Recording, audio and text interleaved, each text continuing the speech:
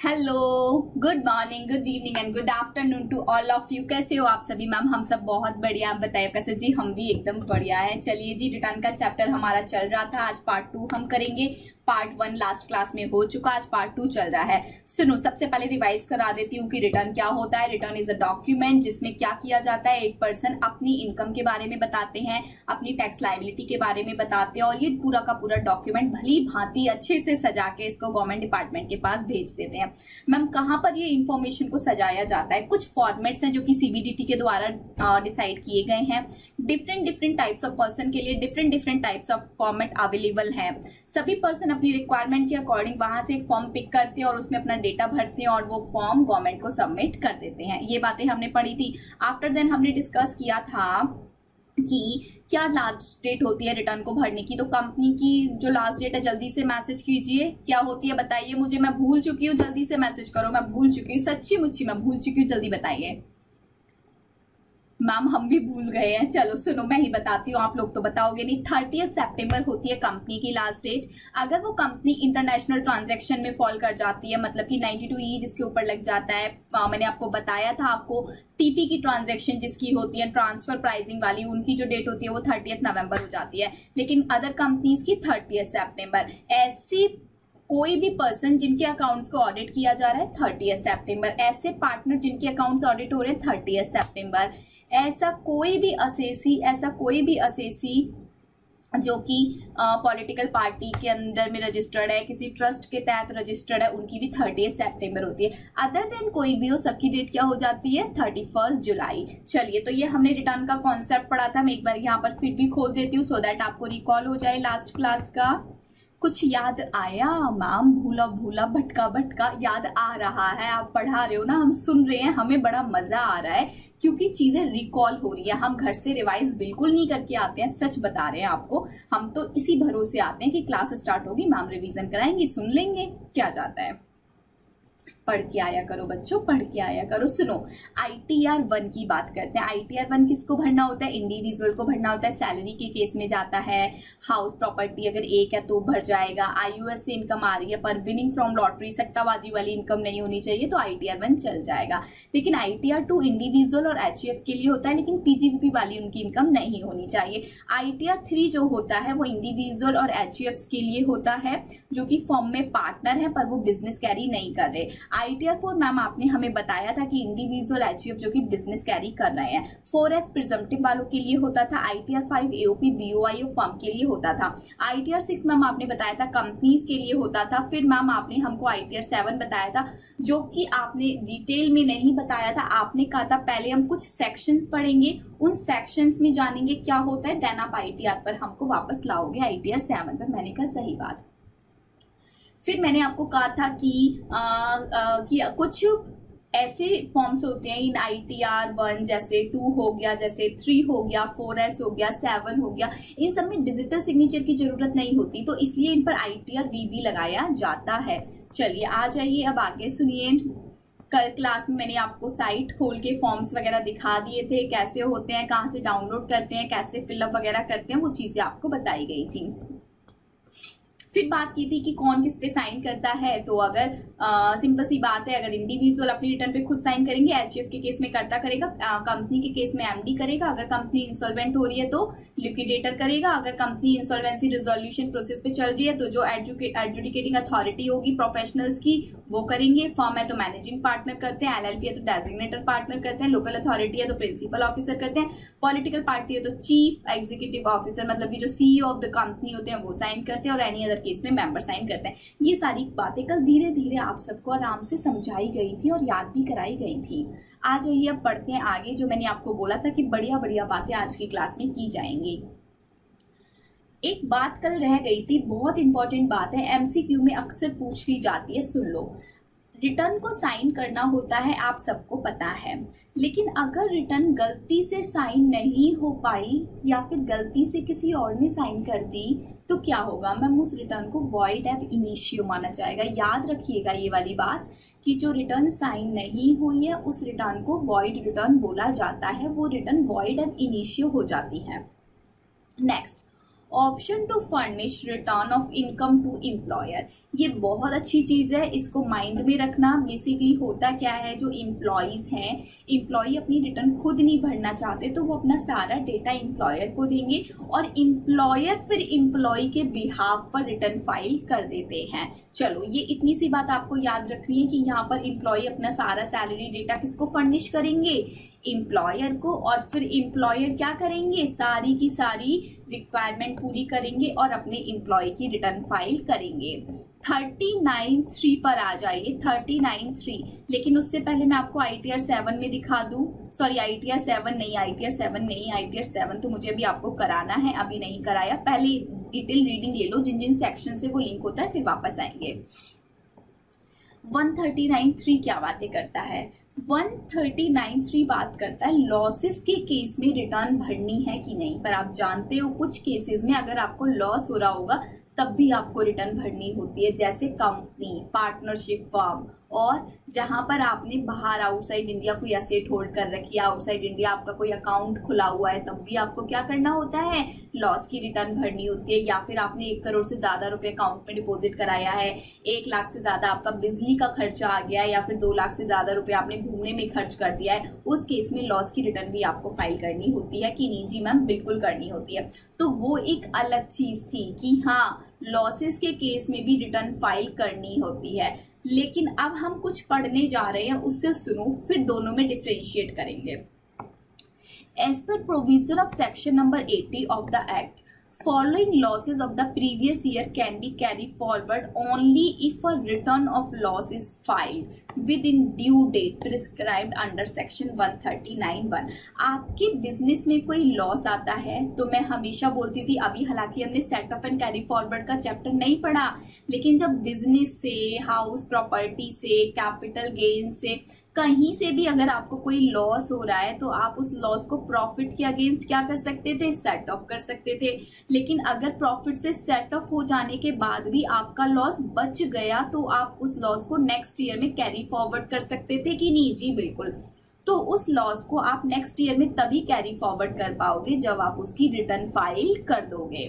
बात समझ आई कि नहीं? अभी अभी मैंने आपको बताया था कि रिटर्न फाइल मैंडेटरी होती है अगर आपका लॉस है तो। किस किस केस में होती है अभी अभी बताया। लेकिन अदर केसेस में आपका लॉस आ रहा है, अगर आपने रिटर्न फाइल किए तभी आपका लॉस कैरी फॉरवर्ड होगा, अदरवाइज आपका लॉस कैरी फॉरवर्ड नहीं होगा।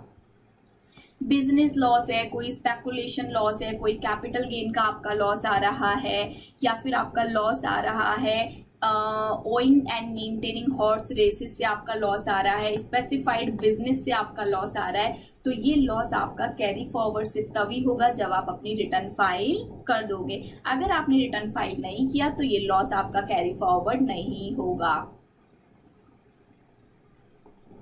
इंपॉर्टेंट पॉइंट्स पढ़िए। Loss under head house property, कोई आपको लॉस हुआ है हाउस प्रॉपर्टी में एंड आपको कोई अनएब्जॉर्ब डेप्रिसिएशन है तो आप इनको कैरी फॉरवर्ड कर सकते हो। अगर आपने रिटर्न फाइल की है आफ्टर ड्यू डेट तब भी आप इनको कैरी फॉरवर्ड कर सकते हो। Next, loss can be set off even if the return is filed after the due date. मान लो आपने जो रिटर्न फाइल की है वो आफ्टर ड्यू डेट फाइल की है, क्या आप लॉस को सेट ऑफ कर सकते हो? जी बिल्कुल कर सकते हो। वो कह रहे हैं कि इन दोनों लॉसेस को आप कैरी फॉरवर्ड भी कर सकते हो, इन दोनों लॉसेस को आप सेट ऑफ भी कर सकते हो। Loss of the year for which return is filed after the due date cannot be carry forward, but the loss of earlier year for which return was filed within the due date can be carry forward। वो क्या बोल रहे हैं सुनिए, यहाँ से आपको 18-19 में कोई लॉस अराइज हुआ, ठीक है जी, 18-19 में कोई लॉस अराइज हुआ, 18-19 की जो रिटर्न थी आपने टाइमली फाइल कर दी, फिर 19-20 में आपको कोई लॉस अराइज हुआ लेकिन 19-20 में आपने रिटर्न फाइल नहीं की, तो क्या होगा, 19-20 का जो लॉस है वो अब आप आगे कैरी फॉरवर्ड नहीं कर पाओगे, लेकिन जो 18-19 का लॉस था उसको आप आगे कैरी फॉरवर्ड कर लोगे क्योंकि उसके टाइम की रिटर्न आपने टाइमली फाइल कर दी थी। तो यही यहाँ पे लिखा है कि लॉस ऑफ द ईयर जिसकी रिटर्न आपने ड्यू डेट के बाद फाइल की है उसको आप कैरी फॉरवर्ड नहीं कर सकते, लेकिन ऐसे लॉसेस जिनकी आपने अर्लियर पीरियड में रिटर्न फाइल कर दी थी और विद इन ड्यू डेट कर दी थी तो उनके जो लॉसेस है वो आप कैरी फॉरवर्ड कर सकते हो। बिलेटेड रिटर्न क्या होता है? अब जब भी बिलेटेड रिटर्न की बात आएगी तो बिलेटेड हैप्पी बर्थडे माइंड में आएगा कि नहीं? यस मैम, पक्का पक्का आएगा, कल ही समझाया था। तो बिलेटेड रिटर्न क्या होती है? जो ड्यू डेट आपने पढ़ी है 30 सितंबर, 30 नवंबर और क्या पढ़ी थी 31 जुलाई, ये सब ड्यू डेट्स हैं, लास्ट डेट है। लेकिन बिलेटेड रिटर्न क्या होता है? इसके बाद आपको कोई पीरियड मिल जाए रिटर्न भरने के लिए, उस पीरियड में रिटर्न भरो तो उसको बोला जाएगा बिलेटेड रिटर्न। क्या मैम हम इस पीरियड के बाद रिटर्न भर सकते हैं? जी बिल्कुल भर सकते हो, थोड़ा मोड़ा टाइम आपको दिया जाता है। कितना टाइम दिया जाता है अभी बताऊंगी, लेकिन सपोज करो ये आपका ईयर है, ये आपका ईयर है 18-19, ठीक है जी, ये पूरा ईयर 18-19 है। 18-19 जब खत्म हो जाएगा, इसके बाद जब सितंबर का मंथ आएगा वो आपकी लास्ट डेट होती है। मैं इन जनरल केस में सितंबर वर्ड बोलूंगी, आप सब जानते हो डिफरेंट डिफरेंट केसेस में ये चेंज होता रहता है। तो सितंबर की डेट लास्ट डेट होती है रिटर्न फाइलिंग की, यस मैम। लेकिन लॉ मेकर आपको बोलेंगे कि ये जो असेसमेंट ईयर चल रहा है 19-20, ये असेसमेंट ईयर जब खत्म हो रहा है, आप तब तक भी रिटर्न फाइल कर सकते हो, लेकिन उस रिटर्न को बिलेटेड रिटर्न बोला जाएगा क्योंकि डेट तो सितंबर तक की थी, आप आफ्टर सितंबर फाइल कर रहे हो तो उसको बिलेटेड रिटर्न बोला जाएगा, यस। चलो आइए पढ़ते हैं। यहाँ पे भी थोड़ी सी बात और आएगी, बट इन जनरल केस में जब हमारा असेसमेंट ईयर खत्म होने वाला होता है, मतलब कि 31 मार्च ऑफ नेक्स्ट ईयर तक हम रिटर्न फाइल कर सकते हैं। वैसे तो ड्यू डेट 30 सितंबर होती है, 30 सितंबर ऑफ नेक्स्ट ईयर, लेकिन अगर हम रिटर्न फाइल करना भूल गए तो हम नेक्स्ट ईयर के 31 मार्च तक भी कर सकते हैं। चलिए जी, any person who is required to file return of income but same shall not be submitted, पर वो सबमिट नहीं कर पाए ऑन और बिफोर द ड्यू डेट, जो भी ड्यू डेट सभी आपने पढ़ी उन ड्यू डेट तक वो रिटर्न सबमिट नहीं कर पाए, he can still file the return and such return is known as is called as belated return. कब तक ये रिटर्न फाइल हो सकती है? यहाँ पे दो बातें आएंगी, मैंने एक ही बात बताई थी, एक और सीख लेते हैं। एक सेकेंड, ये पेन थोड़ा सा हैंग कर गया था, मैंने ये चीज यहाँ से रब कर दी। देखो तो अब आपको क्या समझ आया कि जो बिलेटरी रिटर्न है हमारी वो हम फाइल कर सकते हैं आफ्टर द ड्यू डेट, कर सकते हैं कि नहीं? हाँ, बट कब तक कर सकते हैं? बिफोर 31 मार्च कर सकते हैं। तो belated return can be filed at any time before the end of relevant assessment year, मतलब कि जो भी आपका ईयर चल रहा था, प्रीवियस ईयर 18-19 है तो इसका असेसमेंट ईयर क्या है 19-20, तो 31 मार्च 2020 आपकी लास्ट डेट होगी। लेकिन ये लास्ट डेट तो है, लेकिन इस पीरियड की रिटर्न को क्या बोला जाएगा? Belated return. अगर आप सितंबर के मंथ तक कर देते थे तो वो एक अच्छी खासी रिटर्न थी, लेकिन अब नाम क्या लग गया? बिलेटेड रिटर्न नाम लग गया। आइए पढ़िए, लेकिन मैंने यहाँ पर आपको सिर्फ एक ही पॉइंट पढ़ाया, अभी एक पॉइंट और पिक्चर में आएगा, हालांकि वो पॉइंट फाइनल लेवल पर डिटेल में आपको समझ आएगा, बट मैं यहाँ थोड़ा सा फिर भी आपको समझाऊंगी। फाइनल लेवल पर तो उस पॉइंट पर पूरी की पूरी एक बुक है, एक पूरा का पूरा मॉड्यूल आपको पढ़ने को मिलेगा इस बात पर, पूरा का पूरा एक मॉड्यूल है। Before the completion of assessment, basically होता क्या है कि असेसमेंट वगैरह चलती है, जांच पड़ताल चलती है, स्क्रूटनी वगैरह चलती है। अगर मान लो ये कोई क्लाइंट है मिस्टर एक्स, ठीक है जी, जी मैम, मिस्टर एक्स के अगेंस्ट स्क्रूटनी वगैरह लगी हुई है, इनकी असेसमेंट चल रही है, तो इनकी असेसमेंट कंप्लीशन होने तक आपको रिटर्न भरनी होगी। Before the completion of assessment, चाहे तो असेसमेंट इनकी पहले खत्म हो जाए या फिर 31 मार्च पहले आ जाए, इन दोनों में से जो घटना पहले घटित हो जाएगी उस दिन तक आपको अपनी रिटर्न फाइल करनी होगी। तो जनरली क्या होता है कि असेसमेंट वगैरह सबकी तो चलती नहीं है, प्रैक्टिकल लाइफ में जो आप रिटर्न फाइल करोगे उसका टाइम एक्सटेंड होकर 31 मार्च हो जाता है, क्योंकि सबकी असेसमेंट तो लगती नहीं है। तो इसीलिए इन जनरली आप देखना प्रैक्टिकल लाइफ में हर कोई बोलता रहता है ड्यू डेट 30 सितंबर और जो हमारी बिलेटेड रिटर्न की डेट होती है वो 31 मार्च होती है, बट कभी भी कोई भी इस वाली लाइन को बार बार रिपीट नहीं करता, क्योंकि ये हर असेसी पे एप्लीकेबल नहीं होती। ये लाइन सिर्फ उन्हीं असेसी पे एप्लीकेबल होगी जिनके अगेंस्ट असेसमेंट चल रही है। अब जिनके अगेंस्ट असेसमेंट चल रही है और सपोज करो इनकी असेसमेंट 31 मार्च से पहले खत्म हो गई है, तो जिस दिन असेसमेंट खत्म हुई है उसी दिन आपको इनकी रिटर्न फाइल करना पड़ेगा। लेकिन मैम अगर इनकी असेसमेंट 31 मार्च तक खत्म नहीं हुई तो फिर आपको 31 मार्च को रिटर्न फाइल करना पड़ेगा, चाहे असेसमेंट बाद में खत्म क्यों ना हो। मतलब कि असेसमेंट पहले खत्म हो जाए या फिर ये डेट पहले फॉल कर जाए, जो भी घटना पहले घटित होगी वही आपकी लास्ट डेट हो जाएगी रिटर्न फाइलिंग की। चलिए अब आ जाइए रिवाइज्ड रिटर्न क्या होता है। तो ऑलरेडी अब ये कॉन्सेप्ट्स आप जानते हो कि रिटर्न में थोड़ी मोड़ी गलती हो गई है तो रिटर्न को हम सही कर सकते हैं। If an assessee after furnishing the return under this section, इस सेक्शन में जो जाता है वो एक नॉर्मल रिटर्न होती है, लेकिन 139 में जो रिटर्न होती है वो रिटर्न होती है जो after September but before 31 March file हुई है, मतलब कि बिलेटेड रिटर्न।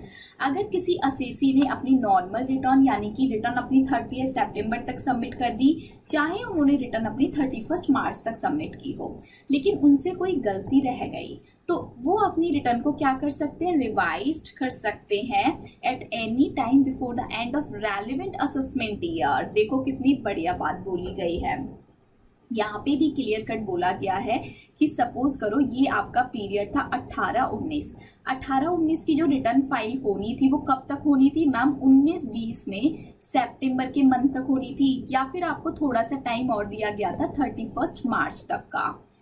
चाहे तो आपने अपनी रिटर्न इस पीरियड में फाइल की हो, चाहे आपने अपनी रिटर्न इस पीरियड में फाइल की हो, ये रिटर्न आप रिवाइज कर सकते हो, लेकिन रिवाइज करने की लास्ट डेट भी क्या है 31 मार्च मैम। लेकिन अगर हमने अपनी रिटर्न ही ओरिजिनल रिटर्न ही 31 मार्च को फाइल किया है, क्या हम उसको रिवाइज कर सकते हैं अगले दिन? नहीं कर सकते। क्यों? आपने लेट फाइल किया, आपकी गलती, इसीलिए तो बोलते हैं काम को पहले ही करके खत्म कर लो। अब देखो यहाँ पर इनको बेनिफिट नहीं मिलेगा रिवाइज वाला। अगर इन्होंने अपनी रिटर्न 28 मार्च को भरी और इनको 28 को ही पता लग गया कि इन्होंने गलत भरी है, तो इनके पास 29, 30, 31 3 डेज होंगे। उन 3 डेज में ये इस रिटर्न को सुधार सकते हैं। तो चाहे आपकी रिटर्न बिलेटेड रिटर्न हो, चाहे आपकी रिटर्न अच्छी वाली ओरिजिनल रिटर्न हो जो कि within due date file हो गई है, दोनों ही रिटर्न को आप सुधार सकते हो। सुधारने का टाइम पीरियड होगा 31 मार्च ऑफ असेसमेंट ईयर। लेकिन अगर आपके अगेंस्ट असेसमेंट चल रही है तो दोनों घटना में से जो घटना पहले घटित हो जाएगी वही आपकी लास्ट डेट मानी जाएगी। इंपॉर्टेंट नोट, रिवाइज रिटर्न को क्या हम फिर से रिवाइज कर सकते हैं? जी बिल्कुल कर सकते हो, लेकिन टाइम लिमिट में रह के। सपोज आपने रिटर्न भरी थी सितंबर में, फिर आपने एक बार इसको रिवाइज कर दिया अक्टूबर में, फिर आपको थोड़े टाइम बाद फिर पता लगा रहे इसमें तो अभी भी गलती है, तो आप उस रिटर्न को वापस रिवाइज कर सकते हो। इवन कितनी भी बार कर सकते हो, लेकिन 31 मार्च से पहले पहले। बिलेटेड रिटर्न को भी आप रिवाइज कर सकते हो। जी हाँ, रिवाइज रिटर्न जब एक बार आपने रिवाइज्ड रिटर्न भर दिया तो जो आपने पहले रिटर्न भरी थी वो रिटर्न अब पूरी तरह से कैंसिल हो जाएगी, और इनकम टैक्स डिपार्टमेंट कौन सी वाली रिटर्न की स्टडी करेगा? रिवाइज्ड रिटर्न की। तो अभी आपको समझ आया what is belated return, what is revised return. Belated return वो जो लेट फाइल कर रहे हैं, आफ्टर ड्यू डेट फाइल कर रहे हैं, बट रिवाइज्ड रिटर्न वो जो हमने फाइल रिटर्न की थी उसमें कुछ मिस्टेक कर दी, उनको सुधार रहे हैं और रेक्टिफाई कर रहे हैं। आ जाइए अब डिफेक्टिव रिटर्न पढ़ते हैं कि ये डिफेक्टिव रिटर्न क्या होता है। चलिए बात आती है डिफेक्टिव रिटर्न की। अगर कोई भी रिटर्न असेसिंग ऑफिसर को लगता है कि डिफेक्टिव है, आपने सही नहीं भरी, देखो आपको गलती रियलाइज हो रही थी तो आप पे रिवाइज रिटर्न का ऑप्शन था, बट अब डिपार्टमेंट को गलती नजर आ रही है, डिपार्टमेंट बोल रहा है कि ये जो रिटर्न है ये डिफेक्टिव रिटर्न है, तो डिपार्टमेंट के लिए वो डिफेक्टिव है? जी बिल्कुल है। डिफेक्टिव कब होगी? डिपार्टमेंट को ऐसा क्यों लग रहा होगा कोई रिटर्न डिफेक्टिव है? हो सकता है आपने कोई फिगर सही ना डाली हो, डिपार्टमेंट को लग रहा हो आपने एसेट ज्यादा दिखा दी, लायबिलिटी कम है, बैलेंस शीट तक टैली नहीं कर रही है, तो कोई भी रीजन हो सकता है। डिपार्टमेंट को लग रहा है कि आपने कोई कैलकुलेशन मिस्टेक कर रखी है, तो डिपार्टमेंट आपको बोल रहा है हे असेसी आप अपनी रिटर्न को कृपया करके सुधार लो, हम आपको 15 दिन का टाइम दे रहे हैं, अगर आप 15 दिन में अपनी रिटर्न सुधार लोगे तो अच्छी बात है, वरना आपकी रिटर्न इनवैलिड रिटर्न मानी जाएगी, और बल्कि ऐसा मान लिया जाएगा जैसे कि आपने कभी रिटर्न भरी ही नहीं थी। समझ आ रही है बात की नहीं समझ आ रही है? बताइए। जी मैम पक्का पक्का समझ आ रही है। सुनो फिर, मैम हमको ये बात समझ आई, आपने बोला कि अगर असेसी से कोई गलती हो रही है, असेसी को पता है तो असेसी रिवाइज रिटर्न फाइल करता है, लेकिन अगर डिपार्टमेंट को लग रहा है कि ये जो असेसी ने रिटर्न भरी है ये डिफॉल्टेड है, ये डिफेक्टिव है, तो असेसी बोल रहा, सॉरी डिपार्टमेंट बोल रहा है, एओ बोल रहा है असेसी को, असेसी आपने रिटर्न गलत फाइल करी है, तो इस रिटर्न को कृपया करके सुधार लो 15 दिन के अंदर अंदर। अगर आप नहीं सुधारोगे तो हम इसको इनवैलिड रिटर्न घोषित कर देंगे। तो असेसी को वो रिटर्न सुधारनी पड़ेगी कि नहीं? जी बिल्कुल सुधारनी पड़ेगी मैम। सुनिए, under this section AO has the power, AO के पास पावर है। Who is AO here? Assessing officer. To call upon the SSC to rectify defective return. SSC को बोलते हैं कि एसएससी चलिए आप अपनी रिटर्न के डिफेक्ट को सुधार लीजिए। Where the AO consider that return of income furnished by the assessee is defective, he may intimate the defect to the assessee and give him an opportunity to rectify the defect within a period of 15 days from the date of such intimation। जिस दिन एओ को लगा कि जो return है उसमें default है, उस दिन वो क्या करेगा, उस दिन या फिर किसी भी दिन वो इंटीमेट कर देगा, ये बात असेसी को बता देगा, असेसी आपकी रिटर्न डिफॉल्टेड है। फिर जिस दिन एओ ने इंटीमेट किया असेसी को, असेसी उसी दिन के अंदर अंदर, मतलब कि इंटीमेशन से 15 दिन के अंदर अंदर उस डिफॉल्ट को रेक्टिफाई करेगा। या फिर सपोज करो डिफॉल्ट इतना बड़ा है कि 15 दिन में ठीक ही नहीं किया जा सकता, तो एओ असेसी को फर्दर और टाइम अलाउ कर देगा। तो जो भी फर्दर टाइम असेसी के द्वारा, एओ के द्वारा असेसी को अलाउ किया गया है, असेसी को उस फर्दर टाइम में अपनी रिटर्न भरनी पड़ेगी, रेक्टिफाई करनी पड़ेगी। And if the defect is not rectified with in set period, यानी कि अगर 15 दिन के अंदर अंदर या फिर जो फर्दर पीरियड एओ ने दिया है असेसी को, उसमें असेसी अपनी रिटर्न रेक्टिफाई नहीं कर पाया, तो उस रिटर्न को इनवैलिड रिटर्न मान लिया जाएगा। और ऐसा मान लिया जाएगा जैसे कि असेसी ने कभी रिटर्न फाइल ही नहीं की। आइए आगे। Provided that the assessee rectify the defect after the expiry of said period of 15 days or the further period allowed, but before the assessment is made, the AO may condone the delay and treat the return as valid return। मान लो कि जो AO है officer ने assessee को, assessee मान लो mister x, इसको बोला कि आपकी रिटर्न डिफॉल्टेड है, आप इसको 50 डेज में ठीक कीजिए, 15 डेज में ठीक कीजिए, या फिर फर्दर टाइम जो भी हम आपको दे रहे हैं उतनी टाइम में ठीक कीजिए। मिस्टर एक्स भी बड़े ढीठ थे, इन्होंने ठीक किया ही नहीं, लेकिन मिस्टर एक्स ने आफ्टर 15 डेज डिफॉल्ट को ठीक कर दिया। तो एओ ने बोला कि मान लो आपके अगेंस्ट कोई असेसमेंट चल रही थी, तो उस असेसमेंट के कंप्लीट होने से पहले पहले अगर आपने कर दिया है तो फिर हम आपकी रिटर्न को वैलिड रिटर्न मान लेंगे। नेक्स्ट लाइन पढ़ो। A return of income shall be regarded as defective. एक रिटर्न को डिफेक्टिव तभी बोला जाएगा जब आपने उसके अनेक्शर्स गलत कर दिए, कोई स्टेटमेंट गलत, तो उसमें डिटेल गलत डाल दी, कोई कॉलम गलत डाल दिया, कोई फिगर गलत डाल दी, कोई आपने ऐसी हरकत कर दी हो, तभी वो गलत मानी जाएगी, तभी वो डिफॉल्टेड मानी जाएगी।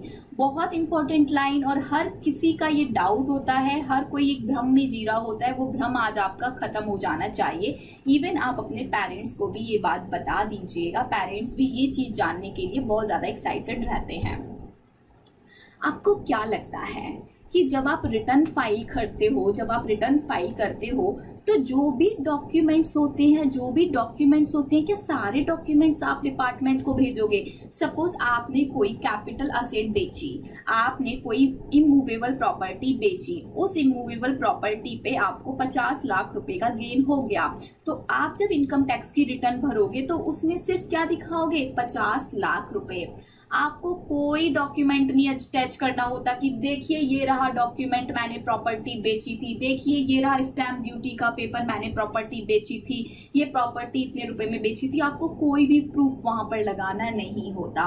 मैम जब प्रूफ वहां लगाना नहीं होता तो हम तो डिपार्टमेंट को झूठ भी बोल देंगे, हम क्यों 50 लाख रुपए दिखाएं? जब फिगर दिखाना हमारे हाथ में है तो हम तो एक जीरो हटा देंगे। कितना देर लगता है मैम एक जीरो हटाने में? बस एक बैक की तो प्रेस करना होता है।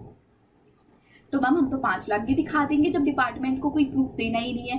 लेकिन आपका केस स्क्रूटनी में आ गया ना, गलती से स्क्रूटनी में आ गया ना, तो ये 1 जीरो जो आपने कम किया है, ना जाने डिपार्टमेंट फिर आपके कितने जीरो बढ़वा देगा। तो इसलिए कृपया करके चीजें सही दिखानी चाहिए। इवन मैं रिक्वेस्ट करती हूँ चार्टर्ड अकाउंटेंट से, जो भी रिटर्न फाइल करते हैं, कभी भी चीजों को मिस इंटरप्रेट मत करो, मत करो, मत करो। सही चीजें दिखाओ। आप चार्टर्ड हो, आपका काम है, आपकी डिग्निटी है वो, उसको मत खराब करो। चीजें जो हैं उसको क्लियर कर डिपार्टमेंट तक भेजो। आप एक इकोनॉमी को 2 पार्ट में जोड़ रहे हो। एक साइड रेवेन्यू बैठा है, एक साइड रेवेन्यू को पैसा भेजने वाले लोग बैठे हैं, उनके बीच में आप हो। आप ही अगर ऐसी हरकत करोगे तो बताइए इकोनॉमी कहाँ से सरवाइव करेगी ना, कहाँ से सरवाइव करेगी। तो आप सब फ्यूचर चार्टर्ड हो, प्लीज कभी भी ऐसी कोई हरकत कभी भी अपने क्लाइंट के लिए मत कीजिएगा। फेयर इज फेयर, जो सही है हमें वही दिखाना चाहिए।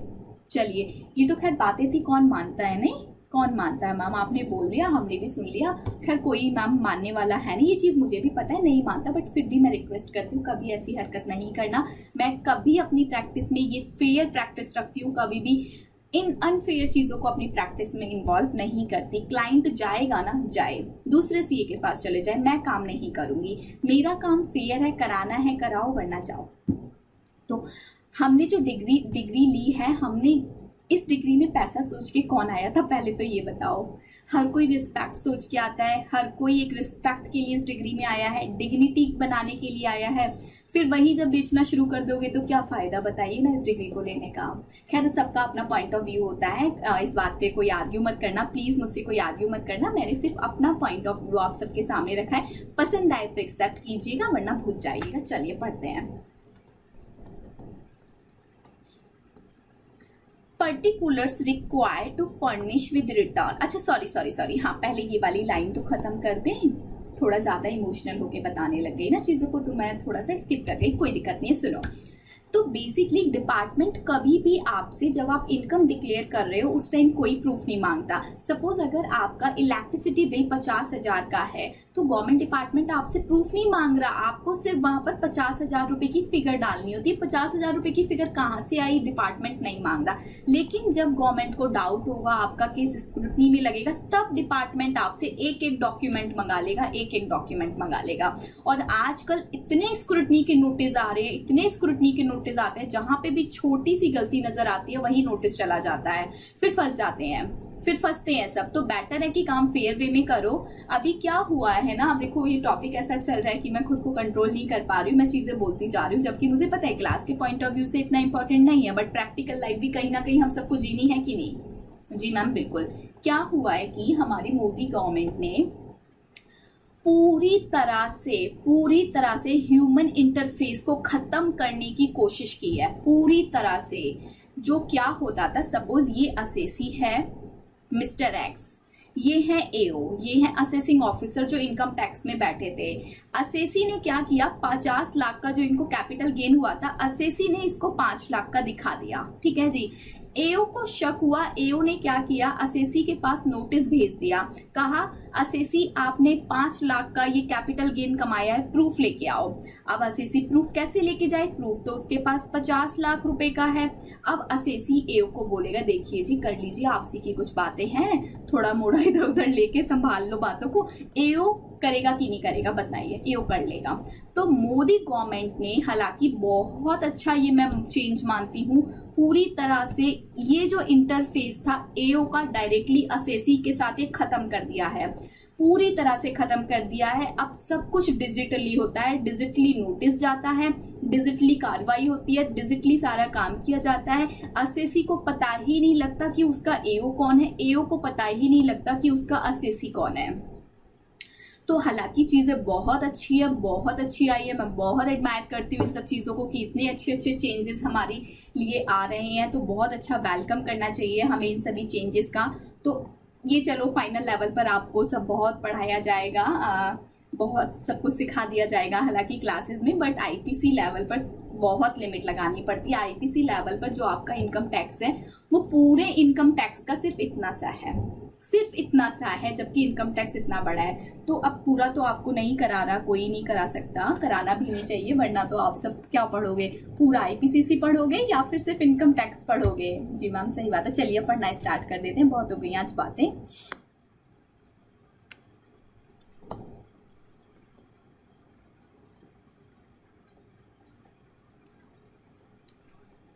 पर्टिकुलर, जब भी आप रिटर्न फाइल करते हो तो उस रिटर्न में आपको क्या क्या चीज़ें लिखनी पड़ती हैं।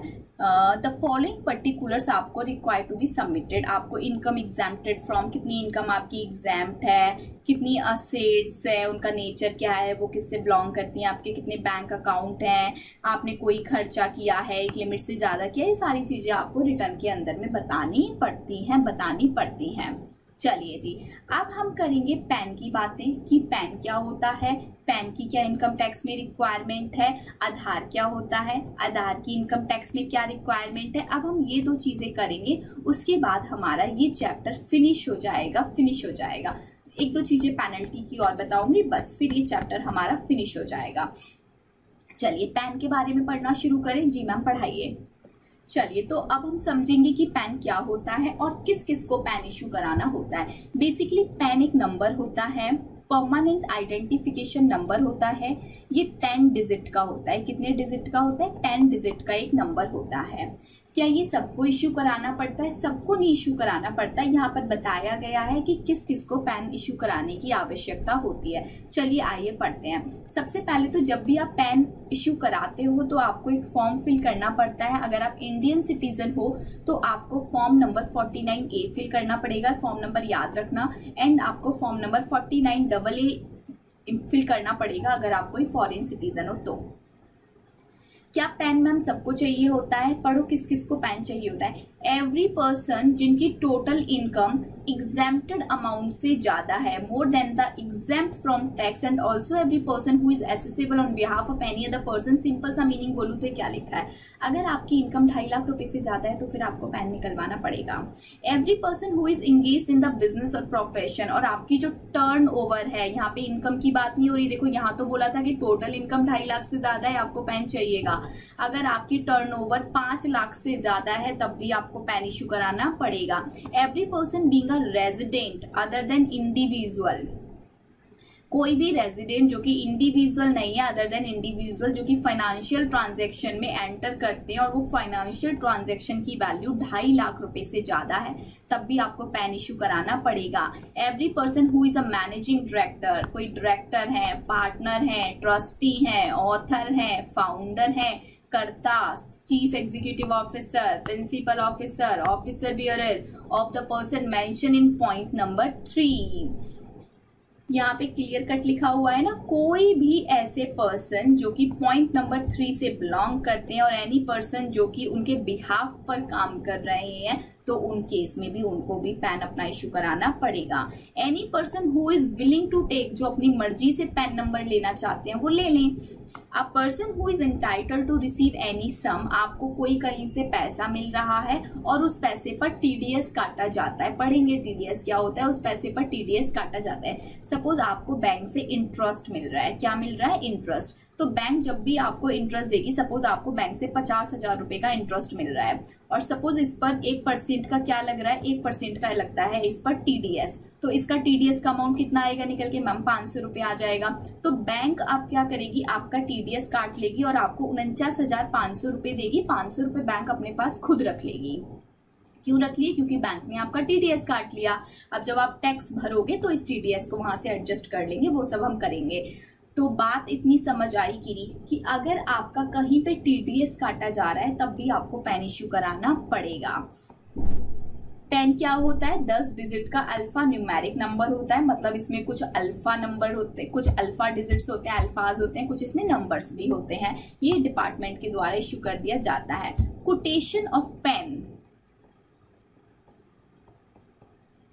ये देखिए PAN account number is being used to detect and concealed income, छुपी हुई इनकम को ढूंढता है, क्योंकि हर चीज में पैन मांगा जाता है। आपका बैंक पैन से लिंक होता है, आप कोई भी ट्रांजैक्शन कर रहे हो उसमें पैन मांगा जाएगा। अगर ट्रांजैक्शन की वैल्यू पर्टिकुलर अमाउंट से ज्यादा है, आपकी हर चीज पैन से लिंक कर दी गई है। इवन अब तो हर चीज आधार से भी लिंक कर दी जा रही है।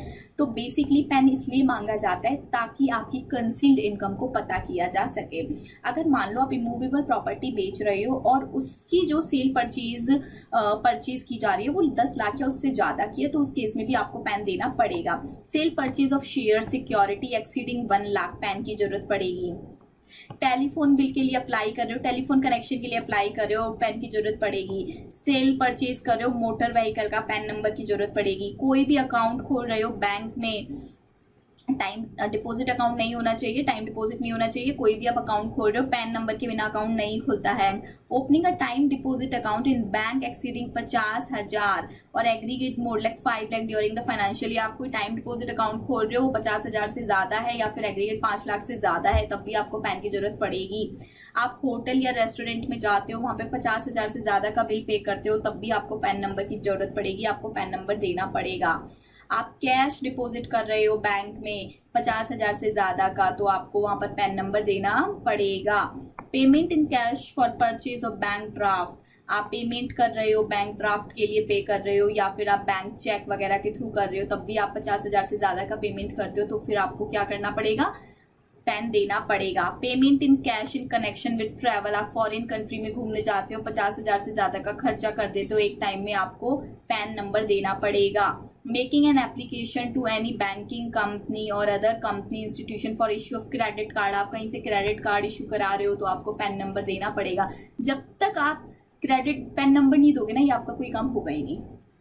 Payment of an amount of 50,000 rupees और मोर, म्यूचुअल फंड आपने परचेज किया, 50,000 से ज्यादा की वैल्यू है तो पैन देना पड़ेगा। तो बेसिकली इन्होंने 50,000 को एक बेस बना लिया।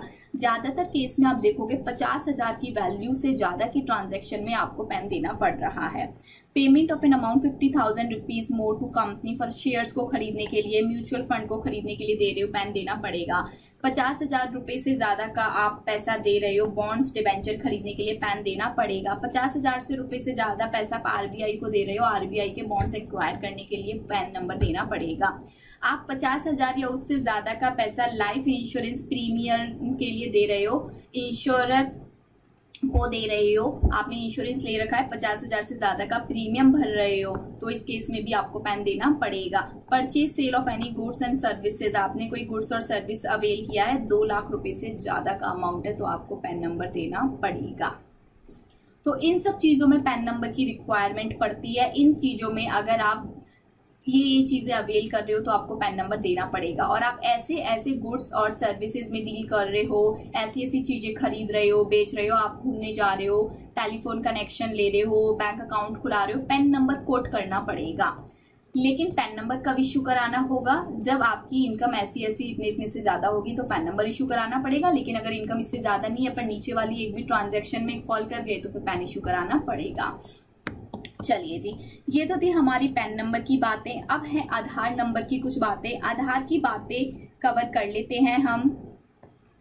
आधार की बात पढ़ते हैं। आधार नंबर आज के टाइम में बहुत ज़्यादा इंपॉर्टेंट हो गया है। आधार नंबर के बिना तो कोई काम हो ही नहीं रहा। इवन आज के टाइम में अगर आप पैन के लिए अप्लाई करते हो ना, पैन नंबर के लिए, तब भी आपके पास आधार कार्ड होना चाहिए। आप इनकम टैक्स की रिटर्न फाइल कर रहे हो, आपके पास आधार कार्ड होना चाहिए। आप बैंक अकाउंट खुलवाने जा रहे हो, आपके पास आधार कार्ड होना चाहिए। तो यहाँ पर तो हम बैंक अकाउंट से रिलेटेड बातें नहीं करेंगे, हम ये 2 बातें करेंगे। अगर आपके पास आधार कार्ड है तो आपको पैन नंबर मिलेगा, तभी आप रिटर्न ऑफ इनकम फाइल कर सकते हो। मैम अगर आधार कार्ड नहीं है तो फिर आपको आधार कार्ड के लिए एनरोल करना पड़ेगा, उससे आपको एक एनरोलमेंट आईडी मिलेगी। आप फॉर द टाइम बीइंग उस एनरोलमेंट आईडी को यूज कर सकते हो पैन नंबर ऑब्टेन करने के लिए और अपनी इनकम टैक्स की रिटर्न को फाइल करने के लिए। मैम अगर हमने एनरोल नहीं किया तो फिर आप ये दोनों में से कोई भी काम नहीं कर पाओगे। हालांकि क्या होता था 1 जुलाई 2017 से पहले, 1 जुलाई 2017 से पहले पैन नंबर आपको बिना आधार कार्ड के मिल जाता था। जब आप पैन नंबर लेते थे, पैन के लिए अप्लाई करते थे, तो आपसे आधार कार्ड की कोई भी डिमांड नहीं की जाती थी। लेकिन क्या हुआ, 1 जुलाई 2017 के बाद बोल दिया गया आपको पैन सिर्फ तभी मिलेगा जब आपके पास आधार होगा। आधार नहीं है तो पहले आधार के लिए अप्लाई करो, वहां से एक टेम्परेरी एनरोलमेंट आईडी जनरेट हो जाती है, और प्योर नंबर नहीं आया उस आईडी के बेसिस पे भी आपको पैन नंबर मिल जाएगा। लेकिन मैम उन लोगों का क्या जो कि 1 जुलाई 2017 से पहले ही अपना पैन ले चुके हैं, तो गवर्नमेंट ने उनको बोला, उनको एक पर्टिकुलर टाइम दिया गया कि इतने टाइम तक आप अपने पैन नंबर को आधार से लिंक कर दो, अदरवाइज हम आपके पैन को इनवैलिड करार दे देंगे। चलो पढ़ते हैं बातें। Provided that where the person के पास मान लो आधार कार्ड नहीं है, तो उनको पास एनरोलमेंट आईडी होगा। जी मैम बिल्कुल होगा। एनरोलमेंट आईडी क्या होता है, जब वो आधार के लिए खुद को रजिस्टर्ड करते हैं तो उनके पास एनरोलमेंट आईडी आ जाता है। तो enrolment ID of Aadhaar application form issue to him at the time of enrolment shall be quoted, तो उनको ये एनरोलमेंट आईडी पैन नंबर पर कोट करना होगा, रिटर्न फाइलिंग पर कोट करना होगा। Every person who has been allotted PAN number, जिनको पैन नंबर 1 जुलाई 2017 से पहले ही दे दिया जा चुका है, and who is eligible to obtain Aadhaar number, जिनको आधार लेना बनता है, जिनको आधार इशू करवाना बनता है, उनको आधार नंबर लेने के बाद पैन नंबर, जो पैन की अथॉरिटी होती है, उसको बताना पड़ेगा और अपने पैन नंबर को अपडेट कराना पड़ेगा। Provided that in case of failure to intimate the Aadhaar number to the PAN account number allotted to the person, वो क्या मान लिया जाएगा, इनवैलिड। अगर आपने आधार नंबर को पैन से लिंक नहीं कराया तो जो पैन आप ऑलरेडी इशू करा चुके हो वो इनवैलिड हो जाएगा। मैम ऑलरेडी इशू नहीं कराया, बाद में तो विदाउट आधार इशू होता ही नहीं है ना, तो इसलिए बाद में की तो बात ही नहीं आएगी, बात सिर्फ पहले वाली आ रही है। नेक्स्ट पर आइए। द प्रोविजन, ये जो होता है कि आपको आधार चाहिए ही चाहिए, इंडिया में सबके लिए है, लेकिन कुछ केसेस ऐसे हैं जिनके ऊपर आधार एप्लीकेबल नहीं है, कि अगर आप आधार इश्यू नहीं कराओगे तो चलेगा। कौन कौन है सुनो, ऐसे लोग जो कि असम, जम्मू कश्मीर एंड मेघालय में रहते हैं, उनके ऊपर आधार इश्यू कराने की कोई भी बाउंडेशन नहीं है, आधार का प्रोविजन इनके ऊपर एप्लीकेबल नहीं होता। नॉन रेजिडेंट को आधार इशू कराने की जरूरत नहीं है। ऐसे पर्सन जिनकी एज 80 साल या उससे ज्यादा है, गवर्नमेंट ने बोला क्यों इनके ऊपर बेवजह टाइम अपना लगाना है, ये तो वैसे ही आप जाने ही वाले हैं, क्यों इनके ऊपर इतना टाइम पैसा वेस्ट करना। तो 80 ईयर से ज्यादा वाले लोग हैं, उनको आधार नहीं मिलता। असम, जम्मू एंड कश्मीर वालों पर भी आधार एप्लीकेबल नहीं होता, नॉन रेजिडेंट पर भी एप्लीकेबल नहीं होता। CBDT shall notify certain transaction and any person entering into such transaction shall also be required to apply for PAN. वो कह रहे हैं कि CBDT ने कुछ ऐसी ट्रांजैक्शन बना रखी है कि जिनका आपको पेन से ही काम हो जाएगा, तो वहां पर भी आपको आधार की जरूरत नहीं पड़ेगी। Every person who has been allotted PAN number as on 1 July 2017 and who is eligible to open Aadhaar, तो क्या करना होगा, उन्हें आधार नंबर लेके उनको क्या करना होगा, सेंट्रल गवर्नमेंट को बताना होगा कि हमको आधार मिल गया है, और उस आधार नंबर को वो पैन से लिंक कराएंगे। पैन से लिंक अगर नहीं कराया तो उनका पैन क्या माना जाएगा, इनऑपरेटिव माना जाएगा, इनवैलिड माना जाएगा। ये चीज तो आपको आती थी। चलिए जी, अब हमारा एक लास्ट टॉपिक बचा है इनकम टैक्स रिटर्न प्रीपेयर्स का, इसको और देख लेते हैं।